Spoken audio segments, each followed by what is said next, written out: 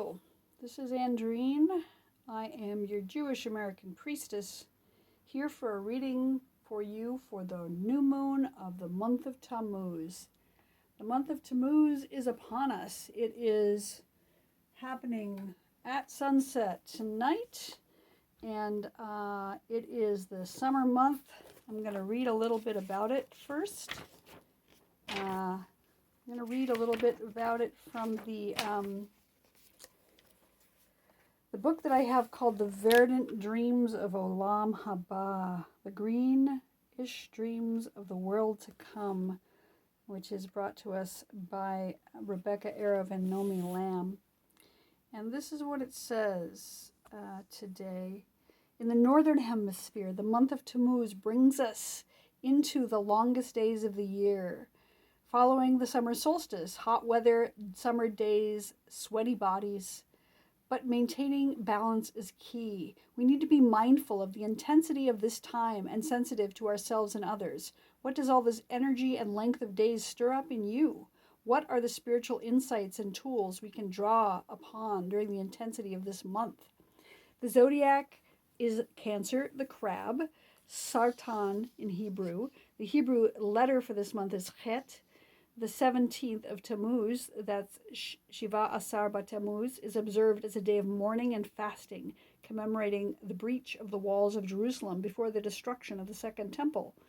The Aim Mother is the Netivah archetype for the month. Jealousy and desire, Kin'ah, are associated with this month. There's a lot going on here. Summertime, and the living is hot. That was written in part by Amanda Nube, a Kohenet of life cycle priestessing. She serves times of transition between the seasons of life. You can find more information about Amanda at healingmama.com. So today I'm going to do a little reading about the month coming up of Tammuz, and I'm going to do my Mogen David reading with my Hebrunes, and also maybe throw in a couple of tarot cards for clarity on this. See what I can come up with today.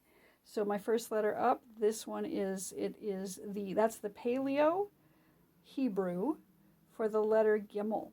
Gimel is going to go up here. It is the letter that represents the word camel or movement, sort of like the chariot, kind of an ancient chariot, the camel. Next we have the letter. This is the ancient, and this is the modern. It is the letter Tav, the last letter of the alphabet. I'll put that down here. It's interesting how my camera keeps changing depending on what I put in front of it.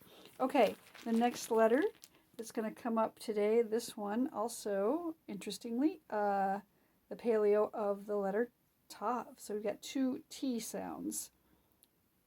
That is the Tet. The Tet goes over here. Coming up from the bottom, we get the letter Dalet. The ancient looks like this. I'll put that on the bottom point here. And then upper left will be the letter that represents what we're letting go of. And that is the letter Chet. Put that up here. And then what we're calling in today is our letter Yud. It's a tiny one. See if I can focus it. There it is. In the paleo, it looks like this. It looks like a hand or an arm. That one goes up here. And then in the center, we're going to get this letter, the letter Vav. That's what it looks like in the paleo. So this is our reading for today. Coming down from the top, we have Gimel, move forward motion. That is the letter that corresponds with the number 3. And the number 3 is a magical number because it represents the 3 mother letters, which are representing air and water and fire coming together. So that's what we've got with Gimel, the moving forward.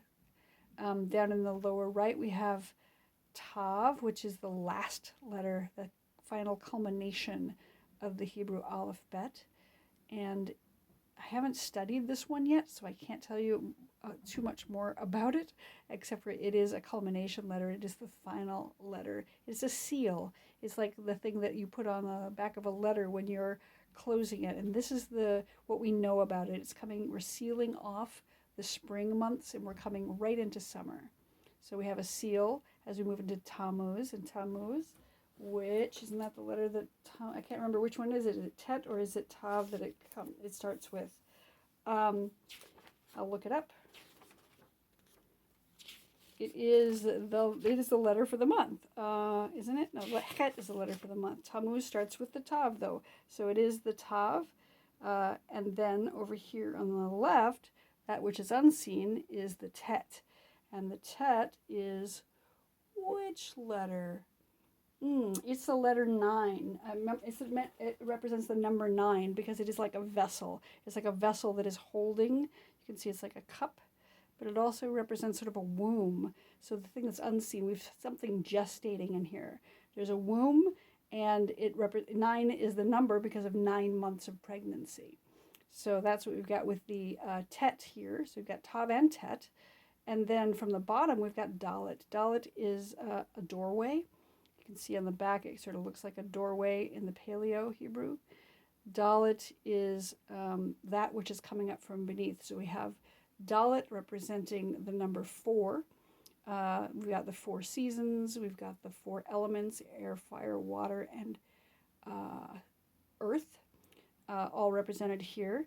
And that is what's coming up from the root here. The earth is bringing us the doorway into the summer, into the next phase, we're coming up to the end of our Hebrew year in a couple of months here, and we're ending. This is the last quarter of the year in the Hebrew calendar. In the upper left, this is the thing that we are to release, and it's the letter Het, which is interesting because it also is the letter for the month of Tammuz is affiliated with the letter Het. Het being the number 8. 8. It starts the letter that starts the word Chai, which means life.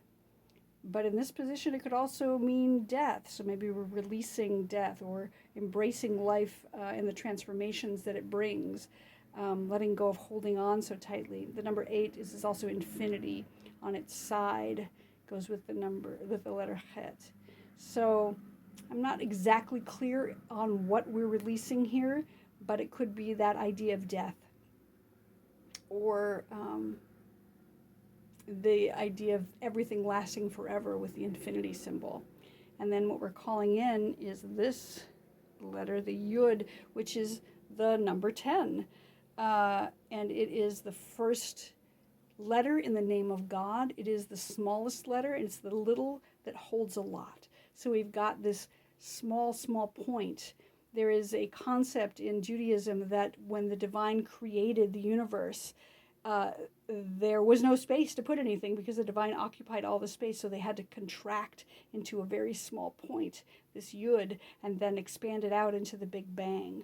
So Yud is what we're calling in, that idea of expansion and an explosion of growth this summer. We've got all the things blooming right now, all the fruits coming into season. And in the center, we've got the letter Yud. And, Vav. Vav, which is a long straight line. It represents a person standing. But it's connection. It's connection between the heaven and the earth. So trying to find connection between that which is above and that which is below, using this idea of the small thing becoming large again, and using it as a doorway into life. We have both the T's, these Tet and Tav, which are both dental sounds. Te. What are we using? What are we biting into this month, maybe? I do want to get a little clarity about what we're releasing over here with Hay. So I'm going to take out my Botticelli deck and do a little shuffling and see what we can find. Maybe, whoop, jumped right out here. And the card that comes up is the Two of Cups. And it was reversed when it flopped out there. Two of Cups is about partnership, about coming together to make something greater, having two things come together.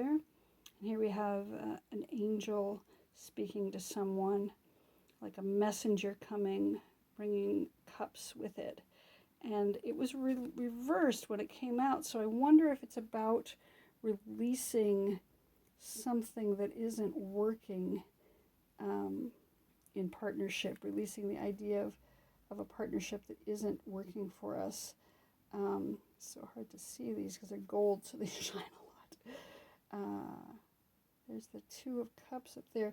Let me see if I can get one more clarifying card that will help us to understand a little bit more what the outcome is of this month. What are we releasing? What are we calling in? First of all, what we're releasing is the Two of Cups reversed. So this idea of partnership that isn't working, let that go if you have any partnerships that aren't working.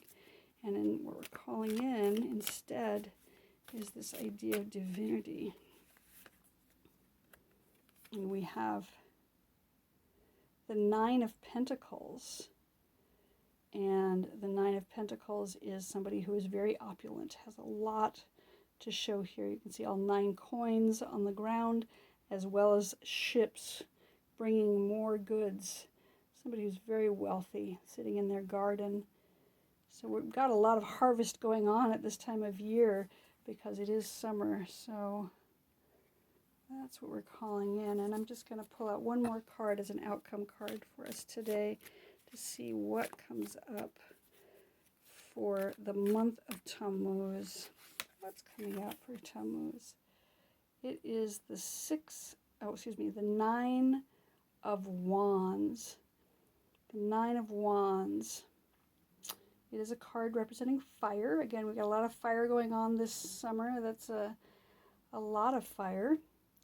The Nine of Wands tends to be about being cautious or having been wounded, being a little bit uncomfortable or defensive, maybe a little paranoid even about how things might turn out. And that's not surprising based on some political things that are going on these days. So I think we need to call on life. And so it's funny, interesting, the Vav also looks like a wand here. So we want to be cautious and prepared, but not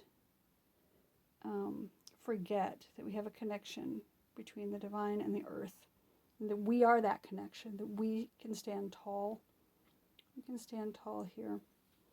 I'm going to ask also about this Tav and this Tet and why we have 2 T's here. Does it, that's what the things that are unseen and the things that are seen. Let's see what comes up for that. And we're going to go with this card. A reversed Emperor. Yeah, the Emperor reversed. The Emperor is someone who is powerful, in a position of meting out justice. But we've got some reversals going on here for sure, because we've had a miscarriage of justice, maybe an abortion of justice perhaps. That has been taken from us in the last week. So let's remain vigilant and cautious. Let's reap the harvest that we have available to us. Let go of any partnerships that aren't working. And let go of the person who is meting out unfair, the person or persons who are meting out unfair dictums from the positions of power. And that's our reading for today. I'm seeing movement forward, a final completion letter a womb, a doorway, a symbol for life and death, the name of the divine to call in, and the connection between what is above and what is below, standing tall. And that's our reading for today. Hope you have a wonderful Tammuz, Chodesh Tov, everyone. Enjoy your summer months as much as you are able, even though there's fire and heat and possibly some grieving that is on its way.